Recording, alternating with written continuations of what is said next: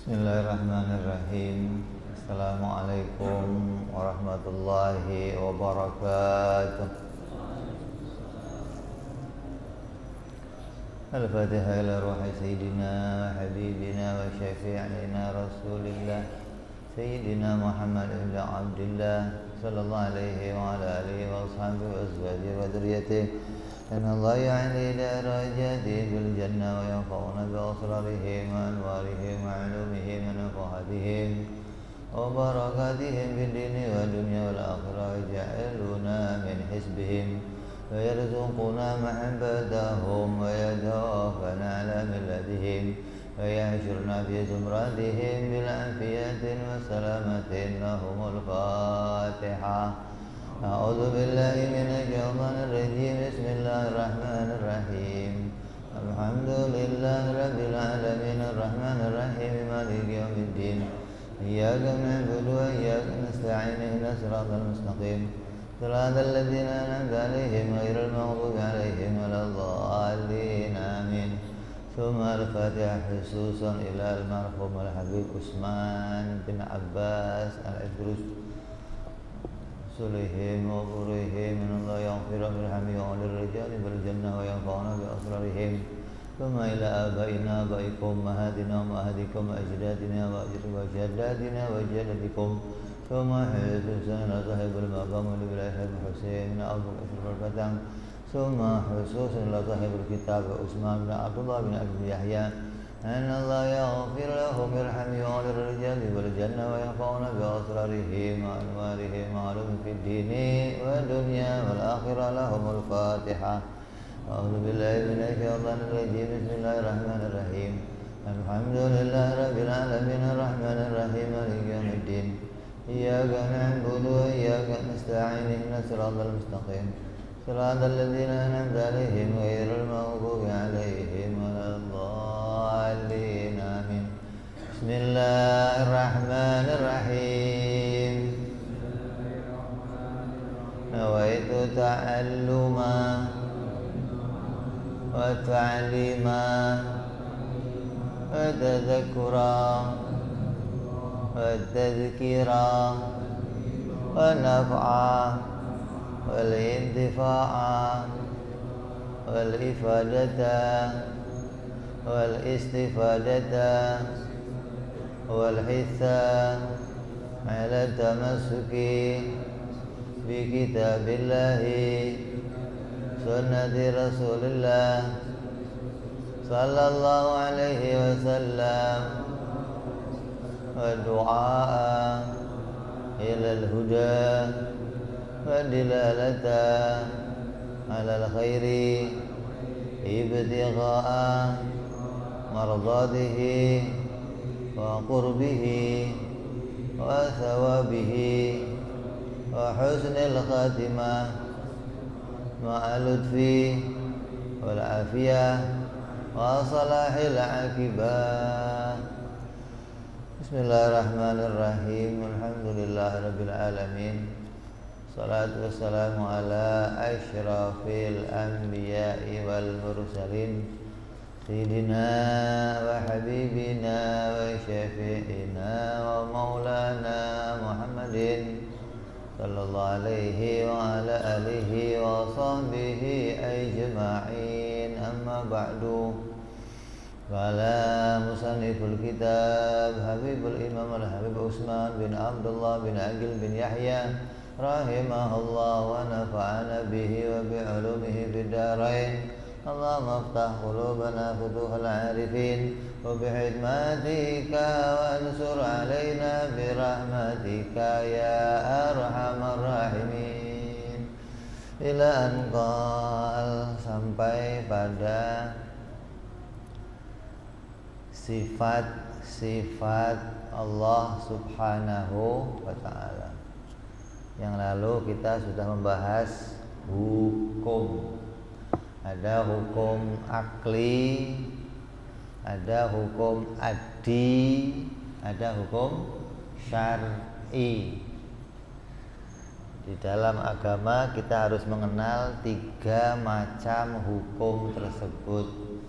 Hukum akli berkaitan dengan sifat-sifat Allah, sifat-sifat Nabi, dan sifat-sifatnya makhluk.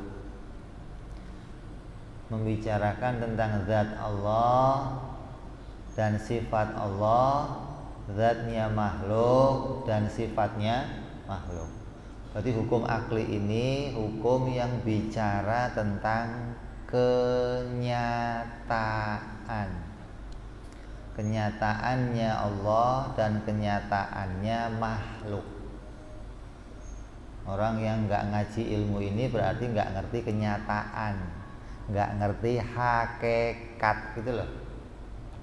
Taunya hanya syariat. Makanya untuk ngerti ilmu ini harus ngaji ilmu tauhid, karena pelajarannya hanya ada dalam pelajaran ilmu tauhid. Yang kedua, hukum yang kedua namanya hukum adi, yang berkaitan sama kebiasaan kehidupan kita. Makan kenyang, minum seger, minum obat sehat. Kalau makan emping rematik, semurat, encok, itu namanya hukum kebiasaan. Yang ketiga adalah hukum yang bicara tentang aturan perbuatan manusia. Apa yang boleh kita lakukan, apa yang enggak boleh kita lakukan, apa yang harus kita tinggalkan, kita kerjakan, semua diatur sama hukum yang ketiga namanya hukum syar'i. Faedahnya kamu belajar 3 hukum ini apa? Keuntungannya. Keuntungan kamu belajar 3 hukum ini, kamu tidak akan jadi orang yang tertipu.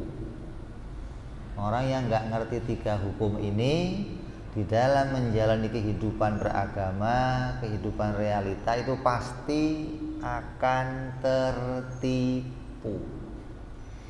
Apa yang membuat dia tertipu? Dia nggak bisa membedakan satu perkara dengan perkara yang lain, maka dia tertipu. Dan ini sudah terjadi sejak dulu, banyak sekali terjadi sejak zaman nabi-nabi terdahulu, orang-orang yang tertipu pada apa yang dilihatnya. Saya mau nanya, yang namanya kenyataan itu apa? Kan ada film nyata, ada ya? Ada film cerita nyata, kejadian nyata. Kejadian nyata itu yang bagaimana? Sesuatu yang nyata menurut kamu yang bagaimana? Yang apa? Benar-benar, artinya sesuatu yang terlihat kejadiannya. Ya, sesuatu yang terlihat kejadiannya namanya nyata. Kalau fiktif, fiksi ya, fiktif. Kan ada tuh cerita ini hanya cerita apa? Fiktif, kayak apa contohnya? Kayak dulu kita sering baca Kopinghu ya, apalagi tuh. Itu namanya cerita apa? Fiktif, fiksi. Berarti sesuatu yang bukan nyata gitu ya. Artinya ada ceritanya tapi nggak ada kejadiannya. Kalau nyata itu sesuatu yang ada kejadiannya, terlihat dan ada kejadiannya. Ini yang demikian ini disepakati sama orang sedunia, hingga orang filsafat, orang ateis, orang liberal, semua cocok dengan pendapat ini. Yang namanya apa yang terlihat itu adalah kenyataan. Apa yang dilihat itu nyata. kisah nyata, cerita nyata itu karena kelihatan pernah ada kejadiannya, maka disebut nyata. Nah, kalau saya nanya begini, api bisa membakar, api membakar kayu, api membakar kertas, itu kenyataan nggak? Kenyataan. Pisau bisa memotong, nasi bisa mengenyangkan, itu kenyataan nggak? Kenyataan nggak? Kok ketawa gimana sih? Kan saya nanya, kalau api yang membakar itu kenyataan apa bukan? Kenyataan. Kenapa? Kelihatan. Lah kalau kamu ketemu sama orang Banten yang dibakar nggak mempan, itu kenyataan apa enggak? Nabi Ibrahim waktu dibakar nggak mempan, itu kenyataan nggak? Nah, yang nyata yang mana sebenarnya? Api ini bisa membakar atau api nggak bisa membakar? Yang nyata yang mana? Nah, bingung jadinya gimana sih? Kamu ketemu orang Banten, dikasih api mempan nggak? Namanya apa? Debus, nggak mempan ya? Itu kenyataan nggak? Nggak. Ya, itu namanya kamu masih tertipu gitu. Nah, dengan ngaji ilmu ini nanti kamu nggak tertipu.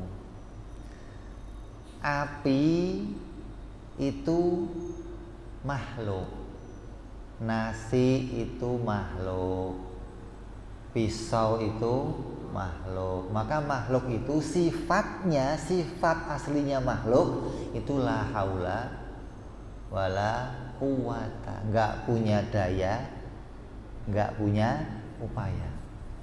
Itu yang nyata, sifat nyata dari makhluk itu la haula wala quwata, itu yang nyata. Itu sifat yang nyata pada semua hambanya Allah. Mau malaikat, kayak mau jinnya, kayak mau manusia, mau matahari, semuanya la haula wala quwata illa billah.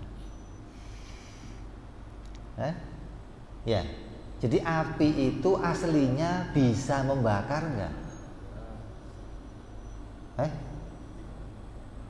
Api itu nyatanya bisa membakar enggak? Enggak bisa. Pisau itu yang nyata nggak bisa memotong. Buktinya mana? Nabi Ismail digorok bolak-balik nggak terpotong. Orang Banten kamu gorok bolak-balik nggak terpotong. Itu yang nyata itu.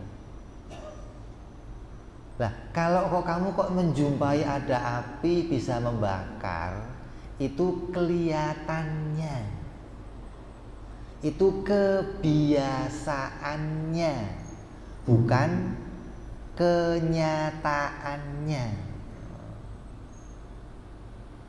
Baru tahu ya, ini ilmu yang kamu gak akan dapati di tempat yang lain. Kamu ngelihat api yang membakar itu hanya disebut kebiasaan, bukan kenyataan, bukan. Nanti kalau kamu menganggap bahwa apa yang terlihat itu adalah kenyataan, yang terlihat itu pasti nyata, maka kamu akan menolak nanti mukjizatnya para nabi. Nabi-nabi dulu ketika berdakwah kepada umatnya, dia menyampaikan mukjizat. Apa mukjizat? sesuatu hal yang di luar kebiasaan manusia. Ketika Nabi menampilkan mukjizat, apa kata orang Arab? Sihir. Ini enggak nyata. Loh, enggak nyata malah katanya. Padahal Nabi menampilkan yang nyata, malah dikatakan enggak nyata. Loh. Kenapa? Karena mereka tertipu dengan kebiasaan. Ketika Nabi menurunkan rembulan, terus rembulan dibelah sama Nabi, dijadikan dua, kata mereka apa? Sihir. Ini tipuan, ini enggak nyata. Wong kelihatan kok enggak nyata sih, gimana sih? Yang ngeluarin Nabi lagi dianggap nggak nyata, kan aneh. Nabi Musa tongkatnya jadi ular, kata tukang sihir apa? Kata Fir'aun apa? Sihir. Ini nggak nyata. Itu nyata, dianggap nggak nyata. Nanti yang dianggap nyata itu padahal bukan kenyataan. Ini akan selalu dalam keadaan begini, terbolak-balik, tertabrak satu dengan yang lain ketika tidak bisa memisahkan mana tiga hukum ini. Hukum akal, hukum kebiasaan, dan hukum tentang syariat. Maka pentingnya kamu ngaji tiga ini biar kamu nggak tertipu. Apa yang kamu lihat, yang kamu saksikan ini adalah kebiasaan yang diciptakan oleh Allah, atau nama lainnya sunnatillah. Sunnatillah ini adalah kebiasaan yang Allah ciptakan dalam kehidupan kita. Kalau kamu makan apa tadi? Emping, asam urat, itu namanya apa? Kebiasaan. Biasanya saya nggak apa-apa loh makan ini, tapi sekarang kok jadi sakit. Padahal kemarin waktu saya muda makan ini nggak apa-apa, tenang-tenang aja. Emping biar 2 kilo juga enteng. Sekarang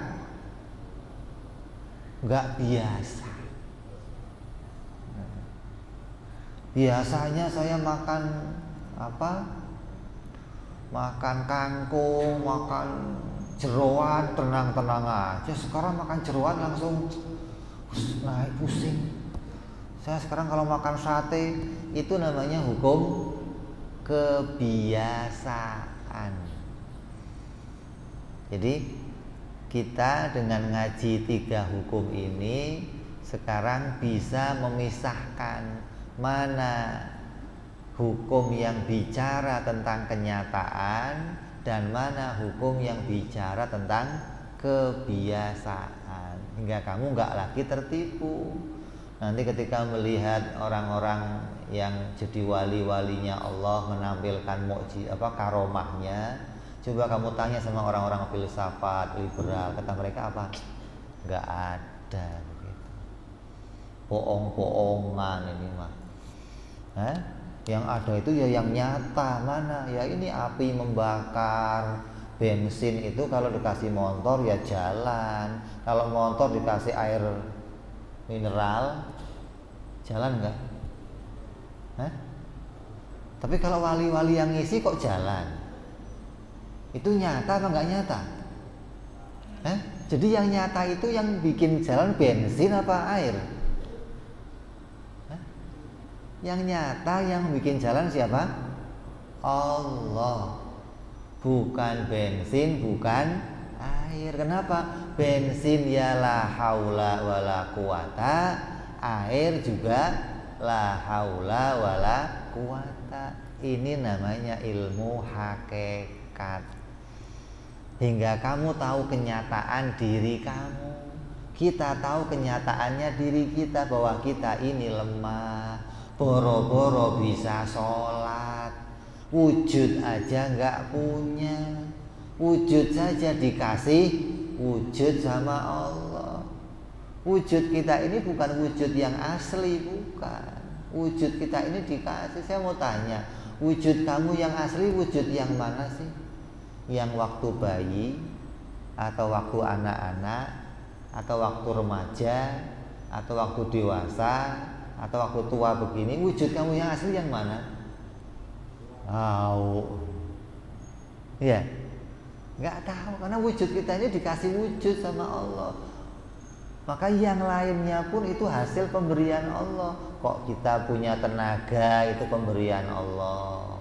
Saya kok punya hasil, bisa bekerja, itu pemberian Allah. Bukan dari kita, bukan. Itu yang nyata. Kamu jangan sampai tertipu dengan yang kelihatan. Ketika kamu bisa bekerja, punya hasil, ini hasil saya, itu kamu tertipu. Kamu bisa sholat Allahu Akbar sampai salam, ini saya yang sholat, Allah mah nggak ikut-ikut. Allah nggak ikut-ikut katanya, saya sendiri yang melaksanakan sholat. Itu kamu tertipu namanya. Kamu nggak ngerti yang nyata dan nggak ngerti mana yang kelihatan. Maka dengan ngaji ini kita berharap Allah buka pikiran kita, Allah buka hati kita, hingga kita bisa paham mana yang nyata, mana yang kebiasaan. Jadi ada 3 macam hukum. Yang satu namanya hukum akli, isinya apa kemarin? Wajib, mustahil, dan jaiz. Itu hukum akli. Ada lagi yang kedua namanya hukum adi, isinya apa? Bergandengannya sebab dan akibat. Ada api jadi sebab adanya hangus. Ini namanya hukum kebiasaan, bukan hukum kenyataan. Bukan. Hukum yang kenyataan tadi, yang wajib, mustahil, jaiz, itu hukum yang bicara tentang kenyataan. Kenyataannya ketuhanan atau kenyataannya dia makhluk. Itu bisa dinilai, bisa dilihat dengan hukum akli. Yang kedua hukum adi, bicara tentang sunnatillah, bicara tentang kebiasaan yang diciptakan Allah. Air diminum seger, nasi dimakan kenyang, obat diminum sehat. Itu namanya hukum kebiasaan.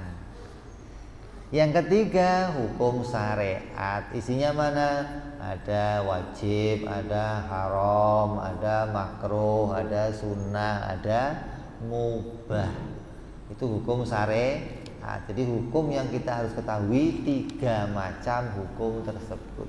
Kalau kamu nggak tahu ini, pasti kamu nggak bisa membedakan mana kenyataan, mana yang kelihatan, ya.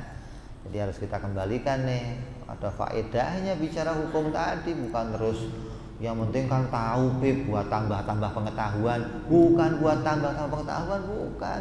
Ini hal yang penting yang kamu harus tahu untuk bisa membedakan yang satu dengan yang lain. Jadi kayak kamu sekarang punya 3 kacamata gitu loh.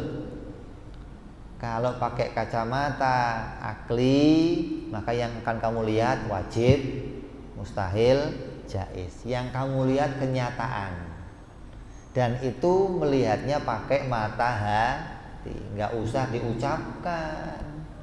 Kalau diucapkan jadinya sudah syariat, nanti lain lagi. Hukum akli atau ilmu tauhid ini cukup disimpan dalam hati.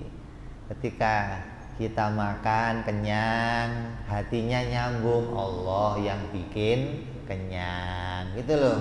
Nggak usah diomong, nasi mah nggak bikin kenyang, ya nggak usah diomong.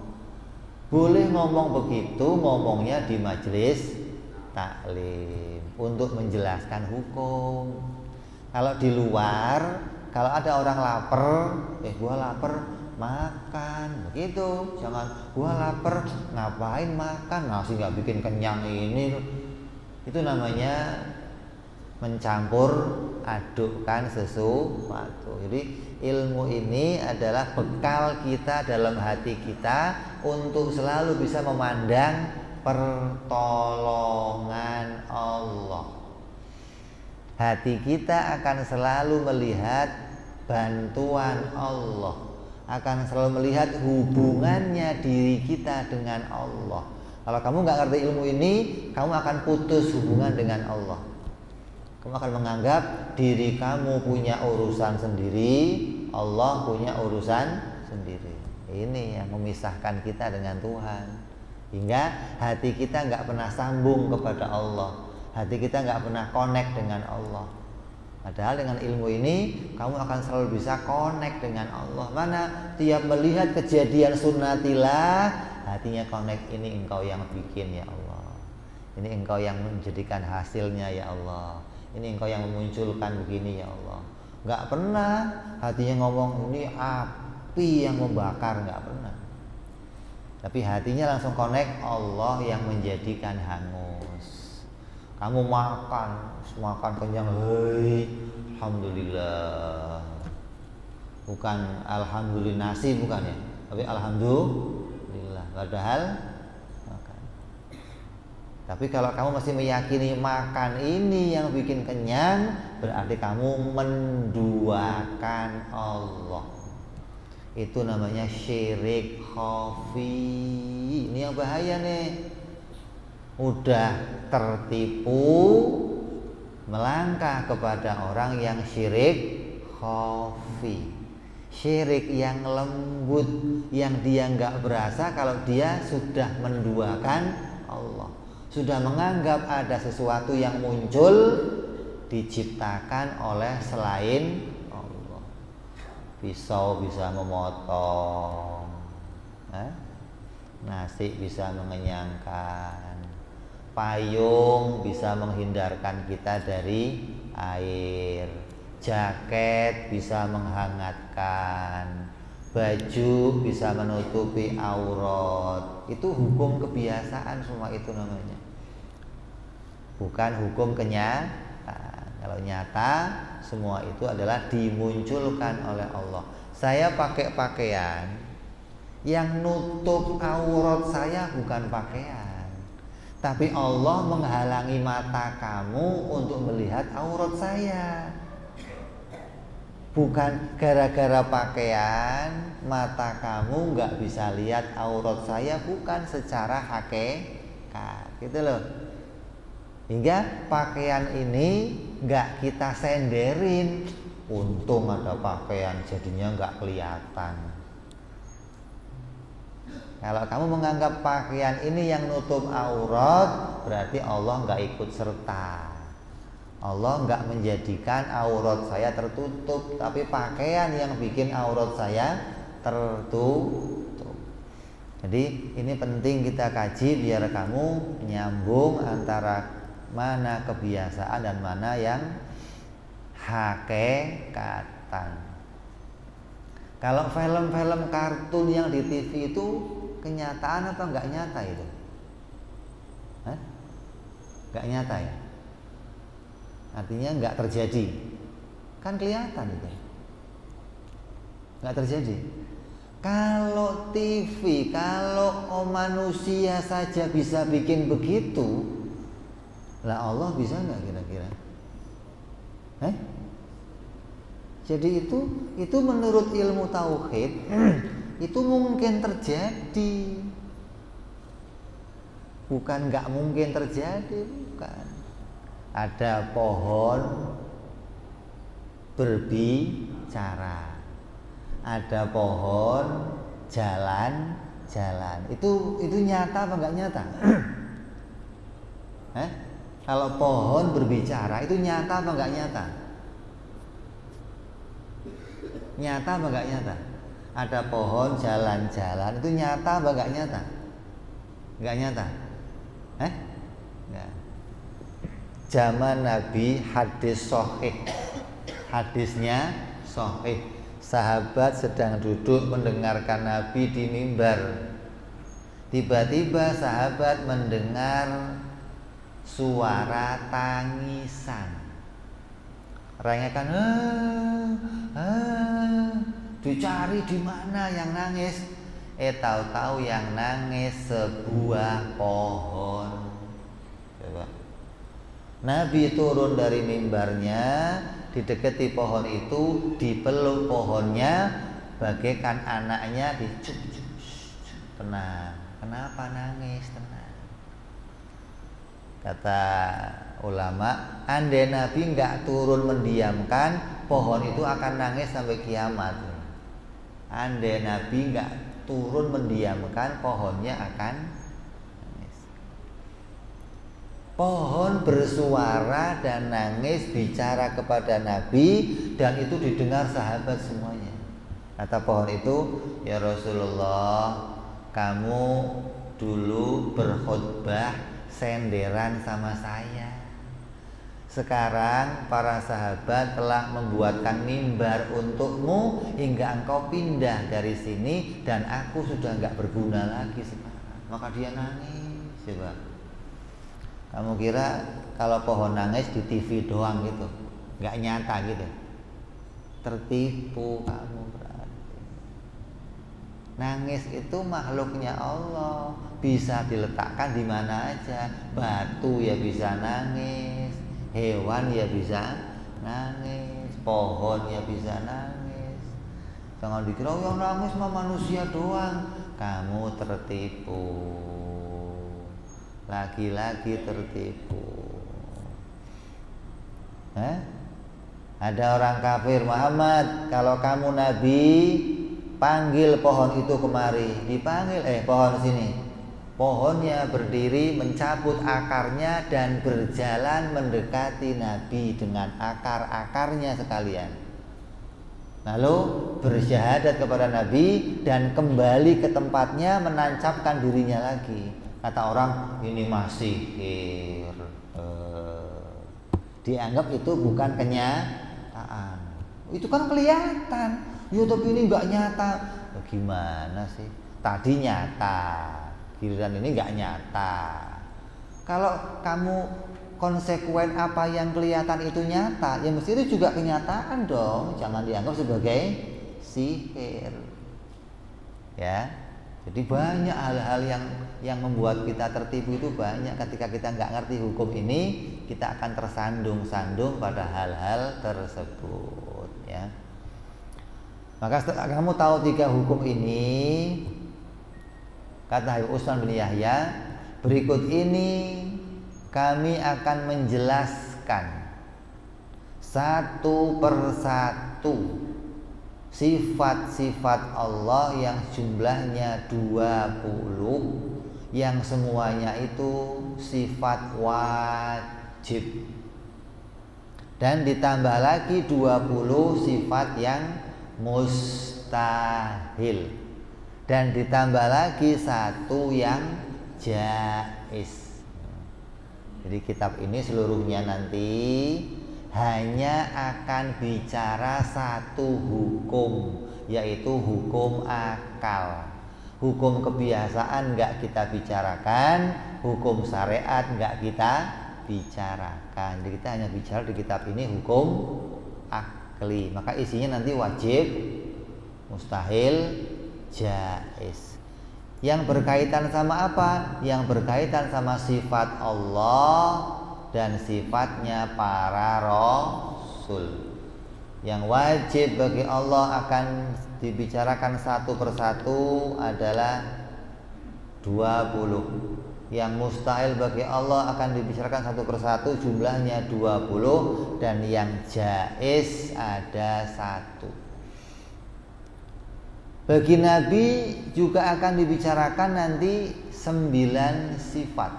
Yang wajib bagi Nabi ada 4, yang mustahil bagi Nabi ada 4, dan yang jaiz bagi Nabi ada 1. Maka 41 yang terkait sama sifat-sifat Allah ditambah 9 yang terkait sama sifat-sifat Nabi, maka jumlah seluruhnya adalah 50 sifat.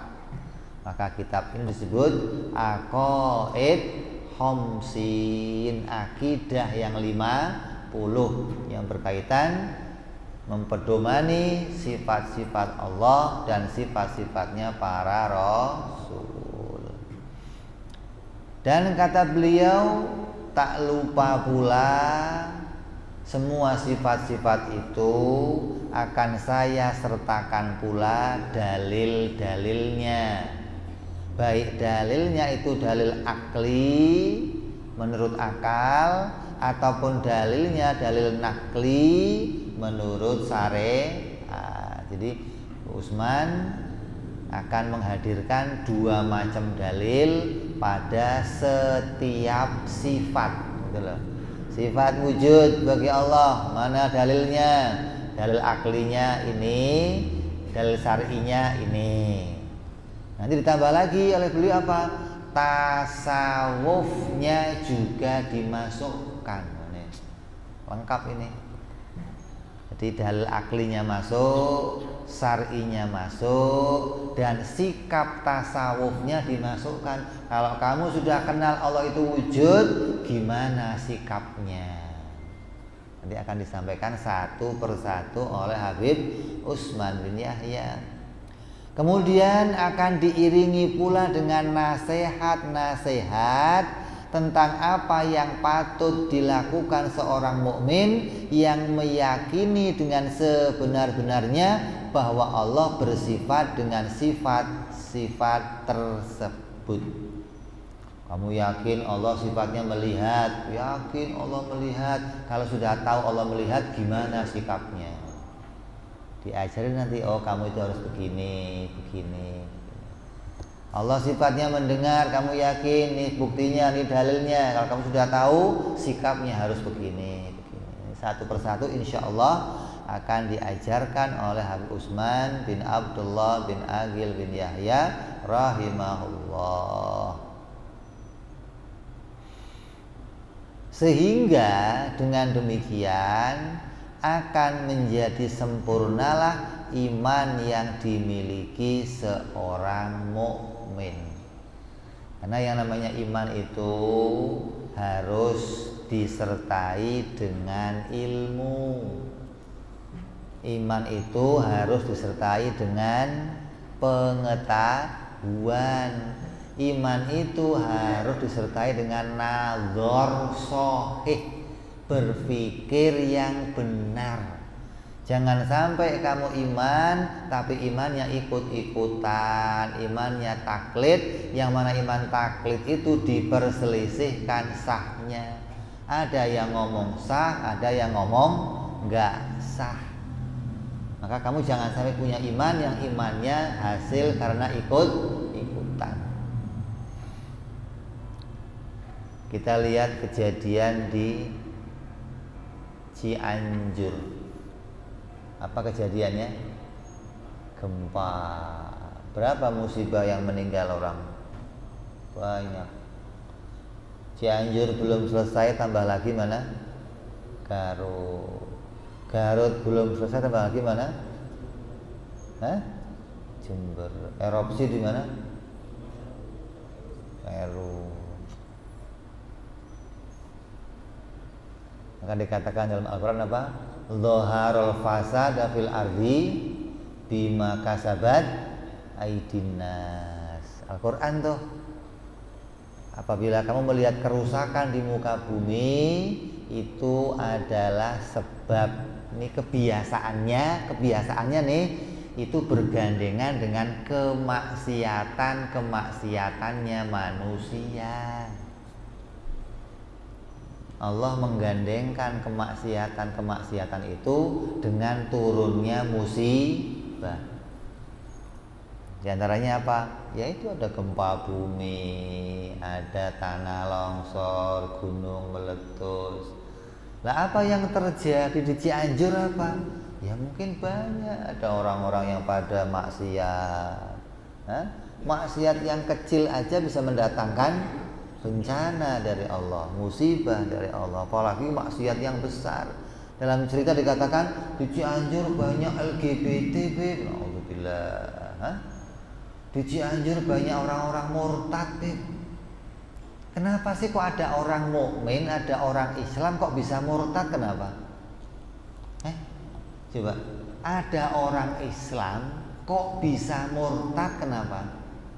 Karena ini imannya nggak disertai berpikir, nggak pernah nazar sahih, nggak pernah tahu cara berpikir untuk menghasilkan iman itu yang gimana, nggak ngerti. Hingga mungkin mereka belum iman kepada Allah, hanya KTP-nya aja Islam, tapi hakikat dirinya nggak pernah kenal agama Islam, nggak pernah kenal iman kepada Allah, nggak pernah kenal nazar kepada Allah, nggak pernah kenal sifat-sifat Allah. Hingga mereka gampang dibolak-balikkan agamanya, dikit-dikit masuk Kristen. Hanya gara-gara Indomie pindah. Ntar pengobatan gratis pindah. Hah? Makanya ada orang, Bib, di situ ada pengobatan gratis, kita tutup aja, Bib. Jangan kok ditutup, obat gratis kok ditutup. Ntar pada masuk. Kamunya yang salah, sudah tahu orang Islam kok nggak ngerti modal apa? Modal iman yang kuat. Kalau kamu imannya kuat, imannya beres, mau dipakein Indomie sekarung sekali, sekontainer nggak pengaruh. Mau berobatnya bukan gratis, dibayar lagi, nggak berpengaruh. Kenapa? Karena iman itu nggak akan bisa dibalikkan. Yang namanya kenyataan itu nggak akan mengalami perubahan. Orang yang sudah tahu kenyataan bahwa Allah itu Tuhan, nggak bisa dirubah, nggak bisa. Orang sudah tahu kenyataan kalau Nabi Muhammad itu utusan Allah, nggak bisa dirubah. Kita mengimani Allah itu Tuhan, itu kenyataan, bukan cerita kosong, bukan katanya, bukan kebiasaan orang tua kita, bukan. Maka ini kita akan belajar ilmu kenyataan. Tuhan yang nyata, asli Tuhan itu yang mana?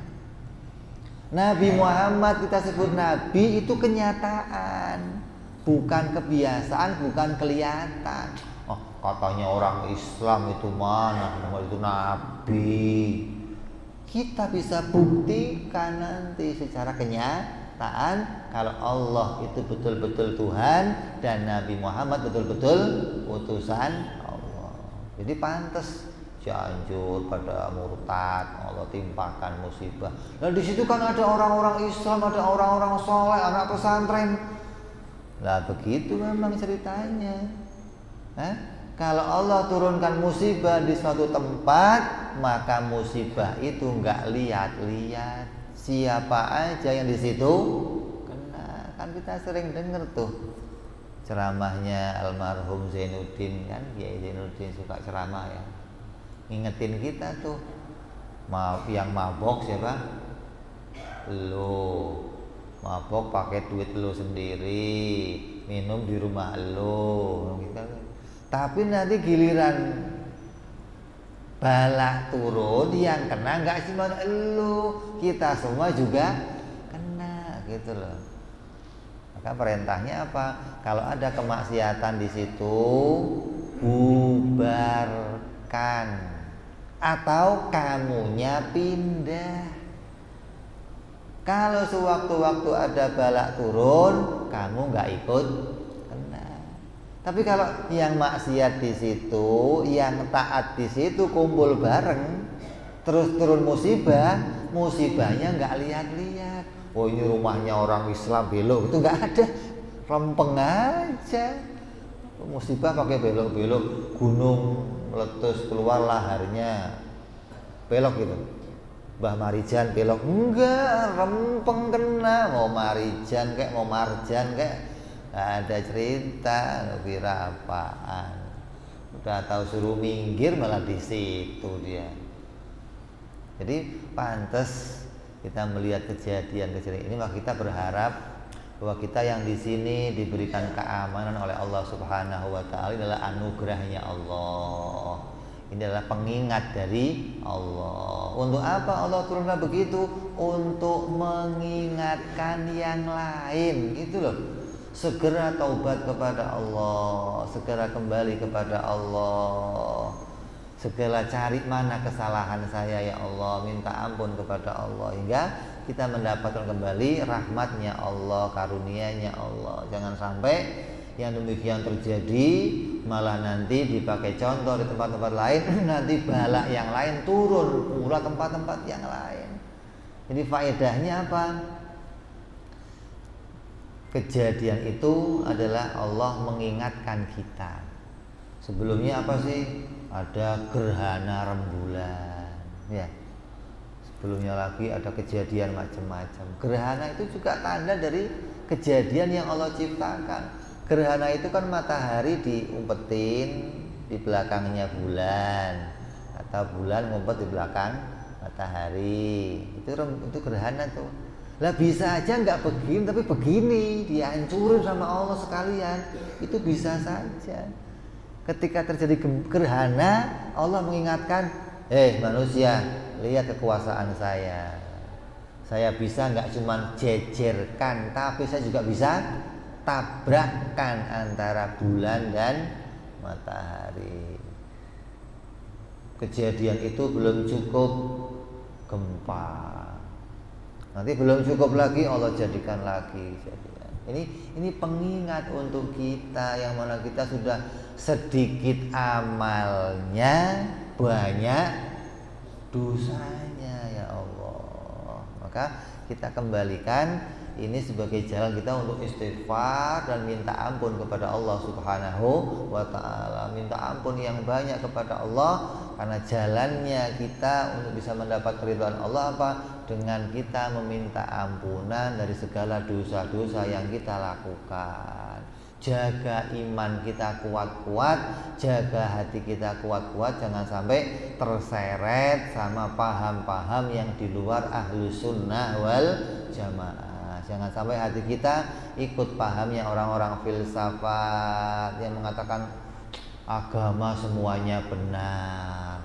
Jangan ikut pahamnya orang-orang qadariyah yang tertipu sama yang kelihatan. Dianggap yang kelihatan adalah kenyataan. Jangan tertipu sama orang-orang Syiah, orang-orang yang menuhankan kepada selain Allah, yang menganggap ada Tuhan lain selain Allah, orang-orang yang ketika mereka mengimani Tuhan, mereka nggak punya dasar apa-apa dalam mengimaninya, hingga mereka gampang dipontang-pantingkan sama pemikiran-pemikiran banyak orang.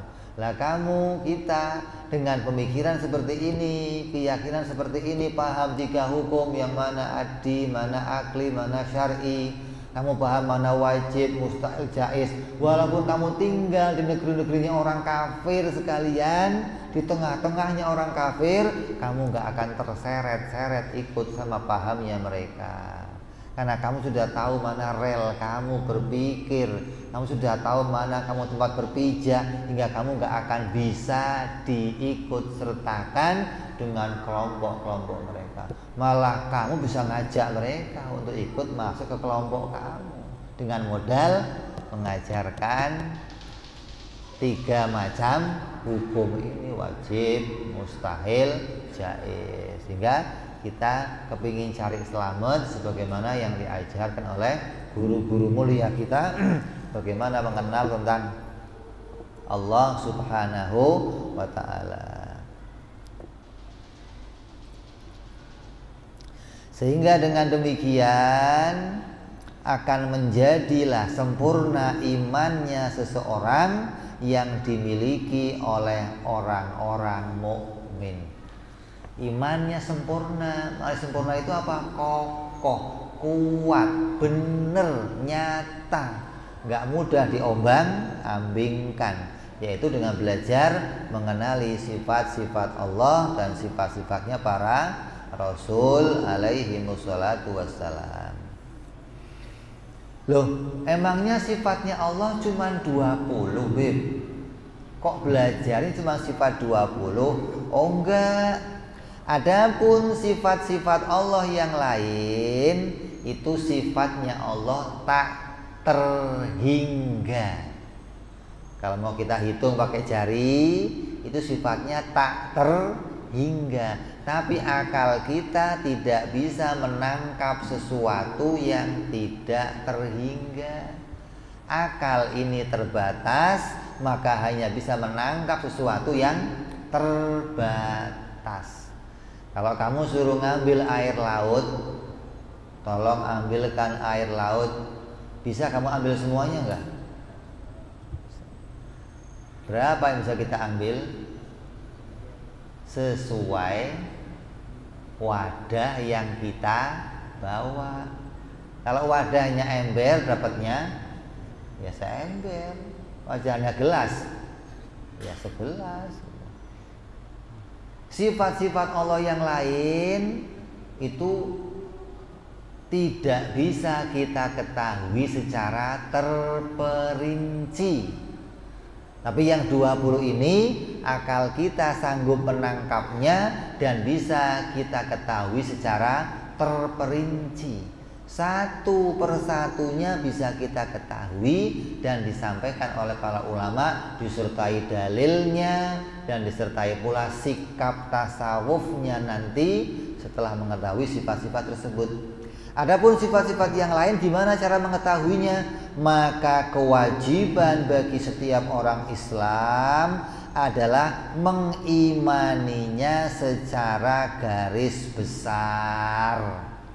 Gimana cara mengimani? Yaitu bahwa Allah Subhanahu wa ta'ala muttasifun bikulli kamal, bahwa Allah itu bersifat dengan semua sifat kesempurnaan yang tidak terbatas. Jadi iman kepada Allah ada dua. Iman dengan sifat yang 20 namanya iman secara terperinci, dan iman tentang bahwa Allah adalah zat yang maha sempurna dengan sifat yang tidak terbatas, itu iman secara ijmal, garis besar. Ada dua nih. Kalau orang-orang awam kalau ditanya Tuhan itu yang gimana? Pokoknya maha sempurna Tuhan itu dah. Tuhan adalah zat yang sifatnya maha sempurna. Kalau kamu cuma tahu seperti itu, belum sah, belum menggugurkan perintah syariat. Karena perintah syariat bukan cuma tahu Tuhan maha sempurna, tapi tahu juga Allah itu wujud, qidam, baqo sampai mutakal lima. Dia ada dua nih. Rata-rata orang yang nggak ngaji ini, kalau kamu tanya Tuhan, Allah itu gimana? Pokoknya zat yang maha sempurna Allah itu dah. Yang begitu itu belum dianggap kenal Allah, belum dianggap ma'rifat kepada Allah, karena belum kenal wujud, qidam, baqo sampai mutakallimah. Jadi harus tahu dulu yang 20, kita kenal satu persatu, baru lebihnya dari 20 Allah maha sempurna dengan sifat yang tidak terbatas. Gitu caranya. Terus sedangkan sifat-sifat yang mustahil bagi Allah itu juga jumlahnya bukan cuma 20, tapi juga enggak terbatas. Tapi sama, kita nggak bisa menangkap semua yang mustahil bagi Allah hingga kita cukup mengimani yang 20 mustahil bagi Allah. Adapun yang lain bagaimana? Kita imani dalam hati kita katakan begini, bahwa Allah Subhanahu wa ta'ala munazzahun an kulli naqsin wa ma khatara bibal. Allah itu maha sempurna dari semua sifat yang kekurangan, semua sifat yang cacat, semua itu tidak ada pada Allah Subhanahu wa ta'ala. Jadi selain mengimani 20 yang mustahil, segala sifat yang membawa pada kecederaan, kecacatan, kekurangan kita tolak. Itu mustahil menjadi sifat-sifatnya Allah Subhanahu wa ta'ala. Jadi Allah maha suci dari segala sifat kekurangan atau ketidaksempurnaan. penyempurnaan. Dan apa saja yang terlintas di hati kita, maka itu bukanlah sifatnya Allah Subhanahu wa ta'ala. Ini yang akan kita kaji. Insya Allah kita akan masuk perjumpaan yang akan datang. Mulai kita bahas sifat yang terperinci, yaitu 20 sifat. Akan kita mulai dari sifat wujud, insya Allah. Mudah-mudahan kita semua dipanjangkan usianya, disehatkan badannya, dikuatkan akal pikirannya, diluaskan hatinya, hingga bisa paham ilmu akliyah wa nakliyah, insya Allah. Waktu isya kita dengar adzan sebentar.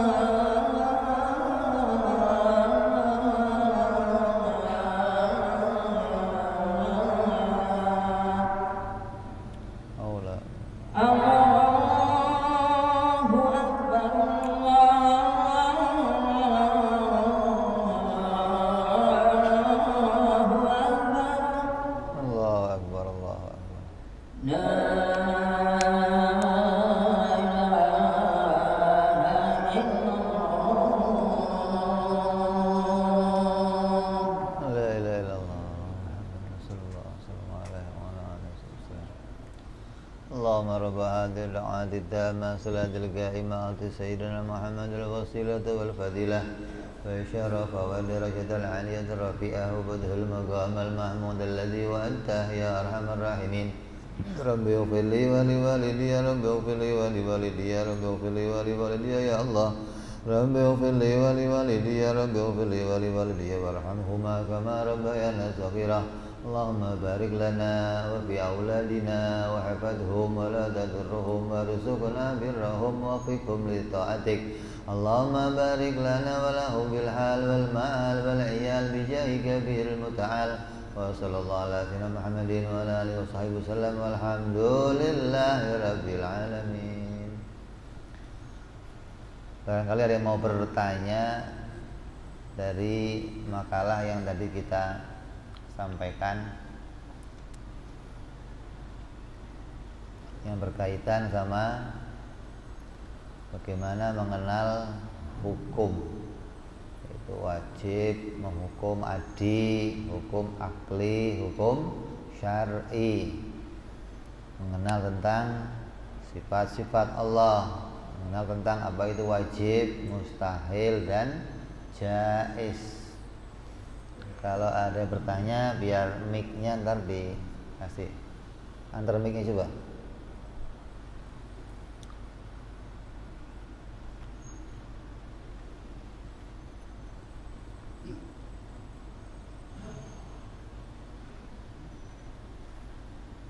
Assalamualaikum warahmatullahi wabarakatuh. Assalamualaikum warahmatullahi wabarakatuh. Terima kasih atas waktu. Tadi dipaparkan terkait dengan kita mengenal hukum, diantaranya ada hukum akli, adi, dan syar'i. Nah, hukum akli ini adalah kenyataan. Nah, ketika kita sudah benar-benar memahami tentang akli, apakah al-iman yazid wa yanqus itu tetap berlaku bagi mereka yang sudah paham dengan dalil akli tadi. Terima kasih, hanya itu saja. Assalamualaikum warahmatullahi wabarakatuh. Waalaikumsalam warahmatullahi wabarakatuh. Kalau rukun iman itu yang nggak pernah nambah. Iman itu nggak nambah. Mana iman yang berupa rukun yang 6 itu nggak akan pernah nambah dan nggak akan pernah kurang sampai kapanpun. Walaupun kamu setingkat nabi malaikat juga rukun imannya berapa? 6, nggak nambah nggak kurang gitu loh. Nah kalau bicara iman yang nambah, iman yang bisa kurang itu yang kayak apa? Iman yang bisa nambah, iman bisa kurang itu maknanya dalil atau pembuktian. Ada orang yang semakin banyak dalil, semakin banyak pembuktian, maka kekuatan keyakinannya akan semakin tinggi. Kayak contohnya beginilah, seorang hakim akan memutuskan kasus, maka dia butuh apa? Bukti, butuh dalil. Kalau si hakim ini punya satu alat bukti, maka dia sudah yakin untuk bisa menetapkan hukum. Kalau si hakim kok tambah punya 2 alat bukti, tambah yakin. Kok si hakim punya 5 alat bukti, tambah yakin untuk mutusin. Kayak kasus Sambo dah gitu. Hakimnya kok nggak punya alat bukti, mau mutusin bagaimana? Saya mutusin bagaimana mau membunuh yang nggak tahu saksinya. Tapi begitu dia punya alat bukti, tambah alat bukti, tambah akan tambah yakin untuk bisa mutusin sesuatu. Nah, begitupun orang yang kenal kepada Allah. Iman kepada Allah itu harus pakai dalil, harus dengan nazar sahih. Semakin kamu bisa nazar, semakin kamu bisa punya banyak dalil, iman kamu semakin kuat. Artinya iman semakin kuat, semakin jauh dari kegoncangan, semakin jauh dari terseret dengan pemahaman yang lain, semakin jauh dari kesyirikan, semakin jauh dari keraguan gitu loh. Jadi mantapnya itu nambah, keraguannya akan menjauh. Semakin punya dalil, semakin kuat lagi imannya gitu loh. Makanya Imam Fakhruddin Ar-Razi itu dikatakan seorang ulama yang punya 1000 dalil. Kita satu aja mot-motan nanti untuk mikir satu aja. Ini punya 1000 dalil. Kata dia, mengenal Allah itu perlu dalil. Dan dia bisa menghadirkan 1000 dalil untuk memantapkan hati seseorang bahwa Allah betul-betul Tuhan dan Nabi Muhammad betul-betul utusan Allah. Ini orang yang punya kesempatan. Nah, kalau kita udah kerjanya becak, ngojek, mau nagor aja, kapan mau ngojeknya kita, kapan mau goreng. Udah yang penting tahu aja lah, satu cukup lah, yang penting punya dalil. Jadi walaupun kamu sudah tahu 3 hukum ini adalah standar. Kalau kamu paham ini, iman kamu kuat. Dengan kamu nambah lagi nanti, tambah dalil lagi, akan memperkuat lagi keimanan. Jadi ada ulama yang mengatakan iman itu bisa nambah, bisa kurang dari arah kekuatannya ketika ditambahin dalilnya. Ada yang mengatakan iman yang nggak akan nambah, nggak akan kurang lagi dari arah pokoknya keimanan, ya 6 tadi nggak akan kurang. Kalau kamu kurang dari yang 6 gimana? Kafir. Rukun iman sekarang 5. Oh, nggak boleh, tetap harus 6, nggak nambah, nggak kurang. Gitu ya. Jadi bisa nambah dengan dalil, bisa kurang dengan tidak punyanya dalil. Bahkan bisa hilang iman seseorang ketika tidak punya pegangan apa-apa, pedoman apa-apa. Dia akan menolak mengimani Allah, menolak mengimani Nabi, menolak mengimani Rasul, malaikat, enggak ada. Kenapa? Karena enggak punya dalil untuk menguatkan keimanannya. Ya, jadi jangan taklid, jangan cuman ikut-ikutan, tapi harus pakai ilmu, harus pakai dalil, hingga iman kita akan tiap hari menguat, tambah kuat. Katakan jadidu imanakum bila ilaha illallah. Artinya tambah iman kamu dengan apa? Berpikir, mengulang-ulang, memahami la ilaha illallah. Cukup? Yang dimaksud mungkin al-iman yazid wa yanqus itu bagi seseorang ini yang sudah cukup dengan dasar, cukup dengan dalilnya, apakah seseorang tersebut itu ada kemungkinan dalam beribadah ini bisa yanqus apa seperti apa? Kalau alamatnya ada, alamatnya iman yang nambah, ibadahnya nambah, gitu alamatnya nih. Alamatnya iman itu lagi turun, ibadahnya berkurang, gitu loh. Kadang kita habis nonton bola capek, tahajud dong, ngantuk, wah itu iman lagi turun, gitu loh. Kadang habis terima rezeki, duit gajian, mau tahajud, duha, iman lagi naik, gitu loh. Itu alamatnya. Orang lain bisa lihat, agama kamu hebat loh, kenapa? Sunnah ini, sunnah lagi naik. Ada yang itu alamat saja, tapi bukan berarti kalau orang yang enggak duha itu enggak iman lagi. Enggak, itu hanya alamat. Alamat kayak begini, mendung, alamatnya hujan. Tapi kan enggak pasti setiap mendung pasti hujan, enggak. Itu hanya alamat yang mudah, gitu loh. Kalau kita mau lihat diri saya ini iman sedang naik apa sedang turun, ya lihat aja kamu sedang mudah beramal atau sedang sulit beramal. Kalau lagi mudah beramal, berarti Allah lagi kasih mudah, kamu lagi naik imannya. Kalau enggak, lagi turun. Kalau habis turun gimana? Ya usaha dinaikkan lagi. Kenapa? Nazar, zikir, ingat Nabi, sholawat, agar imannya kembali naik lagi. Gitu ya. Kita tutup, kita teruskan. Insya Allah yang akan datang, mudah-mudahan kita semua diberikan kesehatan oleh Allah, keamanan oleh Allah, diberikan hati yang luas, hati yang iman kepada Allah sampai hari kematian kita bisa mengucapkan la ilaha illallah Muhammadur Rasulullah. Hadiniyah wa ala niyatin sholawat ila hadratin Nabi. Al-Fatihah. A'udzu billahi minasyaitonir rajim. Bismillahirrahmanirrahim. Alhamdulillahirabbil alamin arrahmanir rahim maliki yaumiddin. Iyyaka na'budu wa iyyaka nasta'in. Ihdinas siratal mustaqim.